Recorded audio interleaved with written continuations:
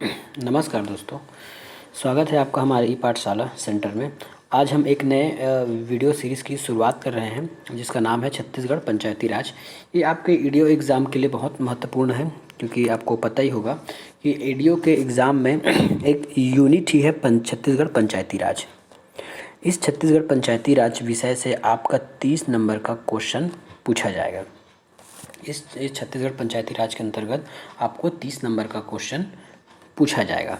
तो आज से हम इस वीडियो की शुरुआत कर रहे हैं। इसमें आपको पढ़ना क्या क्या है ये आप देख लीजिए। आज सबसे पहले हम समितियां पढ़ेंगे पंचायत की। उसके बाद हम पढ़ेंगे 73वां संविधान संशोधन। उसके बाद हम छत्तीसगढ़ पंचायती राज के अंदर एंट्री मारेंगे। तो छत्तीसगढ़ पंचायती राज में जो छत्तीसगढ़ शासन द्वारा जो पंचायती राज अधिनियम 2093 बनाया गया है, उसका संपूर्ण अध्ययन हम डिटेल में करने वाले हैं। इसके बाद हम चुनाव की जो कैसी प्रक्रिया होती है, क्या नियम है चुनाव का, कैसा होता है इलेक्शन, इस सब बारे में भी हम आगे पढ़ने वाले हैं। तो चलिए जल्दी से आज का वीडियो शुरू करते हैं। देखिए, छत्तीसगढ़ पंचायती राज अधिनियम 2093 में ला गया था, लेकिन इसके पहले भी इसका मतलब ये नहीं है कि इसके पहले पंचायती राज लागू नहीं था या फिर गांव में पंचायत लागू नहीं थे। इसके पहले भी गांव में पंचायत लागू थे, लेकिन उसका कोई स्पेसिफिक नियम नहीं था। किसी भी ग्राम पंचायत या किसी भी राज्य में एकरूपता नहीं थी। कोई पंचायती राज को कभी भी लागू कर रहा था, कभी भी उसका विघटन कर देता था। उसकी वहाँ के जो जनप्रतिनिधि थे चुन के नहीं आते थे, वहाँ पे जनता के द्वारा उनके प्रतिनिधि नहीं चुने जाते थे। वहाँ कोई सरकारी अमला होता था जो पंचायत को चलाता था। ये तो हम इसी को हम शुरू से देखने वाले हैं कि 73वां संविधान संशोधन के बाद ही पंचायती राज लाया गया है। तो 73वां संविधान संशोधन के पहले पंचायत कैसी थी, उससे पहले कैसी चलती थी, उसके पहले क्या क्या समितियाँ गठित हुई, इसको संवैधानिक रूप प्रदान करने के लिए इस संबंध में हम आज इस वीडियो में चर्चा करेंगे। तो इसकी ज़रूरत क्यों पड़ी पंचायती राज लाने की? एक सीधा सा सवाल उठता है। जब पंचायती राज अधिनियम 1993 बनाने से पहले या फिर 73वां संविधान संशोधन करने से पहले भी जब गाँव में पंचायतें चल रही थी, तो इसकी क्या आवश्यकता पड़ गई कि 73वां संविधान संशोधन हमको करना पड़ेगा? तो कुछ पृष्ठभूमियाँ हम इसमें देखते हैं क्यों के जवाब में। आपको पता होगा, जब आप संविधान पढ़ते हैं भारत का, तो उसमें नीति निर्देशक तत्व आता है जिसमें अनुच्छेद 40 है। अनुच्छेद 40 में पंचायत की व्याख्या की गई है। तो अब पहले आप ये समझ लीजिए कि नीति निर्देशक तत्व क्या होते हैं। नीति निर्देशक तत्व जो हैं, या ये बोलें कि केंद्र सरकार की तरफ से या फिर संविधान की तरफ से राज्यों को एक सलाह दी जाती है। उसमें जितने भी अनुच्छेद लिखे रहते हैं नीति निर्देशक तत्व के अंतर्गत, वो केवल मात्र राज्य को एक सलाह के रूप में दिया जाता है, ना कि आदेशात्मक होते हैं। तो उसी प्रकार जैसे हमने कहा कि ये आदेशात्मक नहीं था, ये एक सलाह था कि अनुच्छेद 40 में पंचायत की चर्चा की गई है कि प्रत्येक ग्राम पंचायत में आपकी पंचायतें होनी चाहिए। इसका कोई स्पेसिफिक नियम नहीं है। ये क्वेश्चन आता है कि नीति निर्देशक तत्व या फिर संविधान के किस अनुच्छेद में पंचायत की चर्चा है? तो पंचायत की चर्चा अनुच्छेद 40 में है। अब इसी अनुच्छेद 40 की बातों को साकार करने के लिए हमारे उस समय के तत्कालीन शासकों ने, तत्कालीन जो नेता थे, उन्होंने 1952 और 1953 में कुछ कार्यक्रम चालू किए गए। इसमें एक था 1952 में था आपका सामुदायिक विकास कार्यक्रम, और 1953 में चला था राष्ट्रीय विस्तार सेवा लागू। ये सब पंचायतों से संबंधित काम करने के लिए इस 1952 में सामुदायिक विकास कार्यक्रम और 1993 में राष्ट्रीय विकास विस्तार लागू किया था। ध्यान रखिएगा, ये जो कार्यक्रम है ये संवैधानिक नहीं है। ये केवल इस अनुच्छेद 40 को मूर्त रूप देने के लिए या फिर अनुच्छेद 40 की बातों को साकार करने के लिए ही ये कार्यक्रम लागू किया गया था। इससे पहले का कैसा होता था पंचायत, हम ये देख लेते हैं। यदि कोई राज्य चाहे तो लागू करे या ना करे पंचायती राज को। यदि वो लागू भी करना चाहता है तो उसके पास कोई लिखित में कोई नियम नहीं थे। राज्य अपने अनुसार पंचायत का संचालन कर रहा था। जैसे अभी सभी पंचायतों में एक एकरूपता रहती है कि एक बार जैसी चुनाव होता है तो 5 साल के लिए वो लागू हो जाती है। तो इस प्रकार उस समय अनुच्छेद 73 संविधान संशोधन के पहले ऐसा कुछ नहीं था। उसमें और क्या था कि पंचायत का गठन या विघटन कर देता था राज्य शासन जब चाहे तब। तो इन सब को एकरूपता लाने के लिए कई समितियों की गठित की गई। पहला तो एक गठित हुआ था बलवंत राय मेहता की समिति।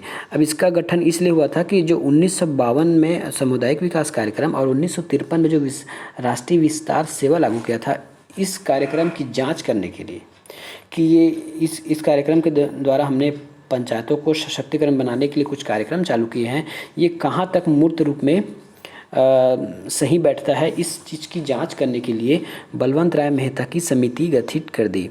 बलवंत राय मेहता 1957 ये समिति है, ये पहली समिति है। जैसी समिति पूरा ख़त्म होगा तो मैं आपके द्वारा इससे कौन से क्वेश्चन पूछे जाते हैं मैं आपको क्वेश्चन ज़रूर अवगत कराऊंगा। तो इसका उद्देश्य क्या था? इसका जैसे 1957 में इसका गठन किया गया तो ये अपने पूरे भारत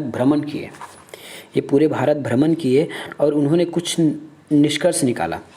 वो ये था लोकतांत्रिक विकेंद्रीकरण, जिसके बाद में पंचायती राज कहा गया। लोकतांत्रिक विकेंद्रीकरण, इसने कहा कि हम शासन का लोकतांत्रिक विकेंद्रीकरण किया जाना चाहिए। लोकतांत्रिक विकेंद्रीकरण किया जाना चाहिए मतलब लोगों को सरकार चुनने का मौका दिया जाना चाहिए। उससे क्या है, शासन की विकेंद्रीकरण बढ़ता है, जिसे हम बाद में पंचायत राज कहें। अब इन्होंने ये सिफारिश की कि 3 स्तर की पंचायतों की संरचना होनी चाहिए। 3 स्तरों की पंचायतों की संरचना होनी चाहिए। ये क्वेश्चन में आता है कि 3 स्तर पंचायती संरचना का सिफारिश किस समिति द्वारा किया गया था। तो आपको एक ट्रिक बता रहा हूँ। जैसे इसमें 3 नाम है बलवंत राय मेहता, तो ये 3 है, 1 2 3। तो आप इसी से याद कर लीजिएगा कि तीनों स्तर के लिए बलवंत राय मेहता समिति ने किया था 1957 में। अब 3 स्तरीय पंचायती राज की संरचना में ग्राम पंचायत होगा, ब्लॉक में ब्लॉक समिति होगा और जिला में जिला परिषद होगा। नेक्स्ट देखते हैं। और इनका कहना था कि जिला परिषद का अध्यक्ष जिलाधिकारी होना चाहिए। इनका कहना है कि जिला अध्यक्ष का परिषद जिलाधिकारी होना चाहिए। ये हो गया आपका बलवंत राय मेहता समिति। इसके कुछ और देख लेते हैं कि इसके द्वारा और क्या कहा गया था। मैं यहाँ लिखा नहीं हूँ पर आपको बता रहा हूँ, आपको नोट कर लेना है। ग्राम पंचायत में प्रत्यक्ष एवं अन्य में से 2 अप्रत्यक्ष रूप से चुनाव से किया जाएगा।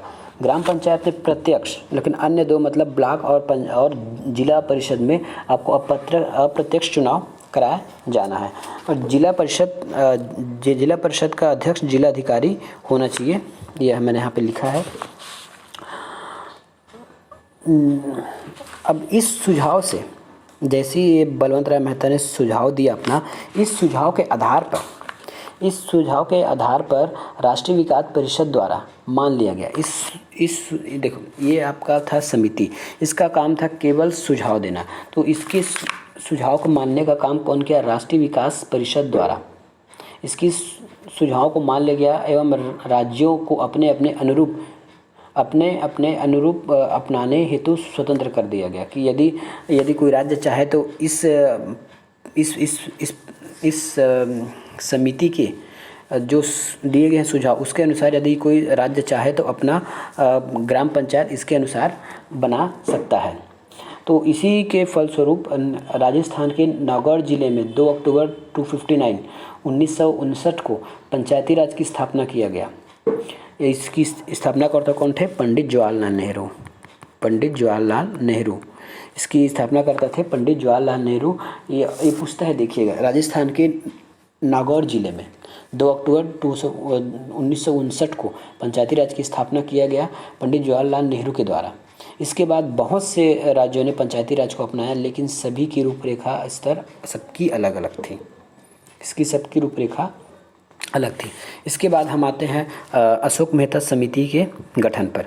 अशोक मेहता समिति की गठन हुई से 1977 में, जस्ट उससे 20 साल बाद जब जनता पार्टी की सरकार आई, जब जनता पार्टी की सरकार आई तो उन्होंने अशोक मेहता की अध्यक्षता में एक समिति गठित की गई जिसका नाम था अशोक मेहता समिति। इसने कुछ सुझाव दिए। इनका भी काम वही था कि जो पिछले जो कार्य चल रहा है पंचायतों में उसका किस प्रकार से उसको अच्छा बनाया जा सकता है, इसके लिए इन्होंने जांच किया। तो इनकी पहली सिफारिश थी कि 2 स्तरों की पंचायतों की संरचना।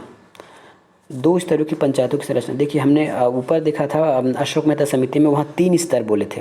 ये अशोक मेहता ने 3 स्तर बताया था और बलवंत राय मेहता ने 3 स्तर बताया था, जबकि अशोक मेहता समिति का कहना है कि 2 स्तर पर पंचायतों की संरचना होनी चाहिए।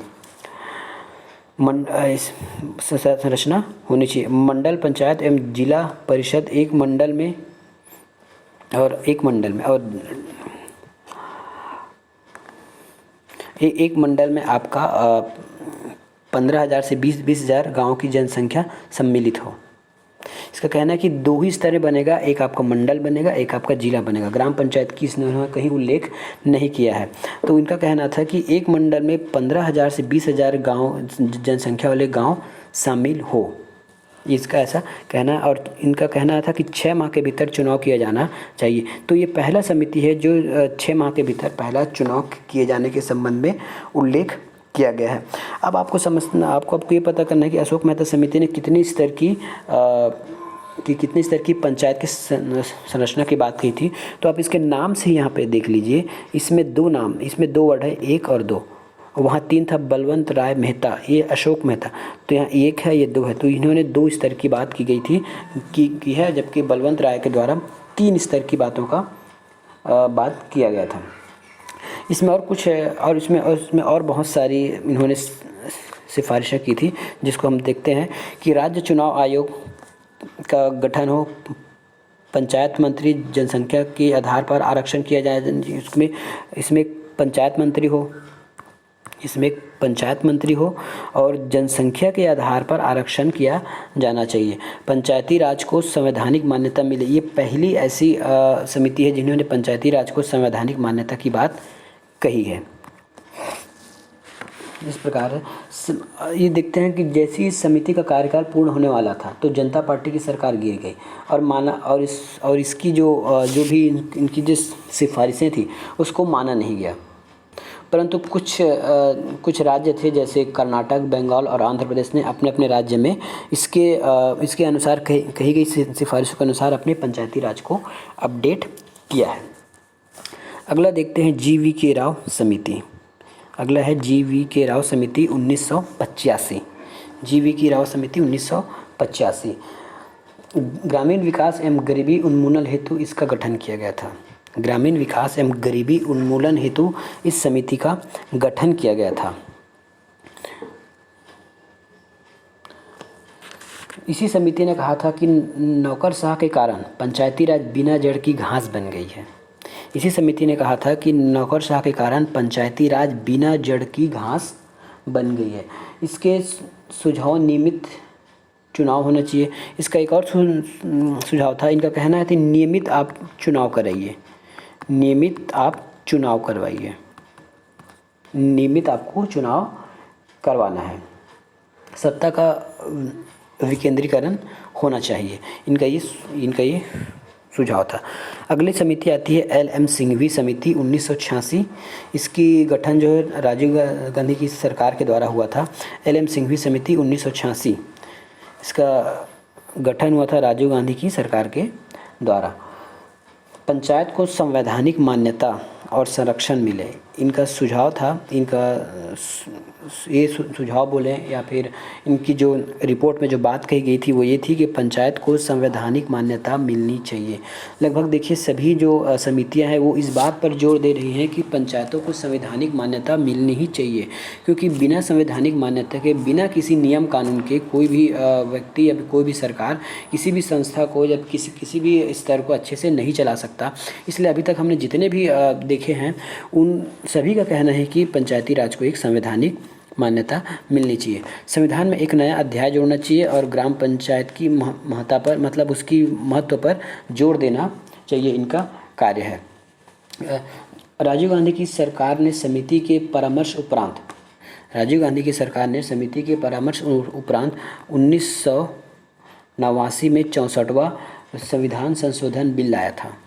इसी की समिति की सिफारिश पर देखिए 73वां संविधान संशोधन बाद में हुआ है, वो बिल बाद में वो बिल बाद में लगाया गया था। लेकिन 64वां संविधान संशोधन राजीव गांधी की सरकार के द्वारा लाया गया था, लेकिन वो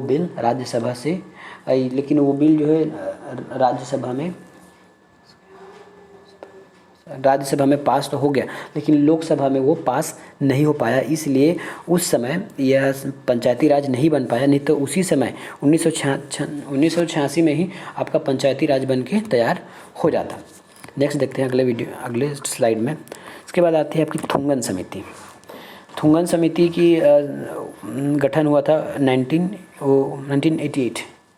थुंगन समिति 1988 में आई थी। इसका कार्य क्या है ये देखिए। इनका भी मानना था कि संवैधानिक मान्यता मिले और जो संस्था वो 5 साल के लिए हो, संवैधानिक मान्यता मिले और जो संस्था है 5 साल के लिए हो। शासन 3 स्तर का होना चाहिए, जिला,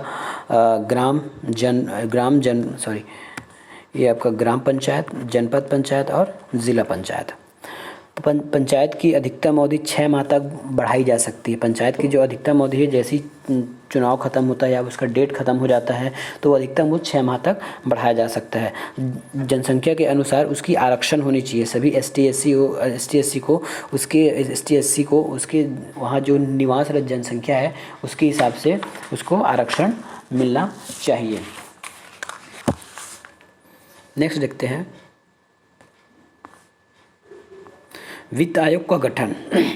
इनका कहना था कि वित्त आयोग का भी गठन होना चाहिए, महिला को आरक्षण मिले।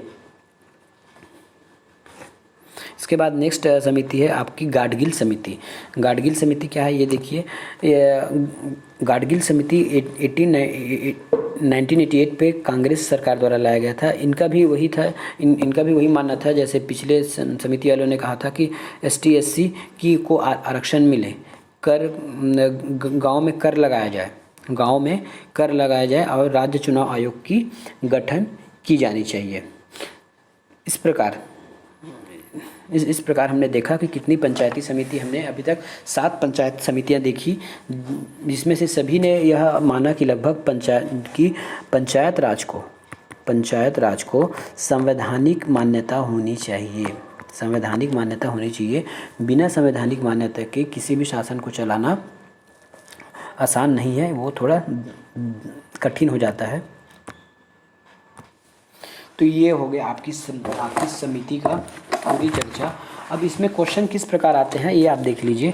क्वेश्चन इसमें आपको आएगा कि आपको समिति का नाम दे दिया जाएगा, इसमें समिति का नाम दिया जाएगा और इधर वर्ष लिख दिया जाएगा कि उसका गठन वर्ष कब हुआ है। तो ये आपको याद होनी चाहिए। तो ये है कि बलवंत राय मेहता की जो समिति थी वो आई है 1957 में। उसके बाद आई है अशोक मेहता की समिति, तो ये आई है 1977 में।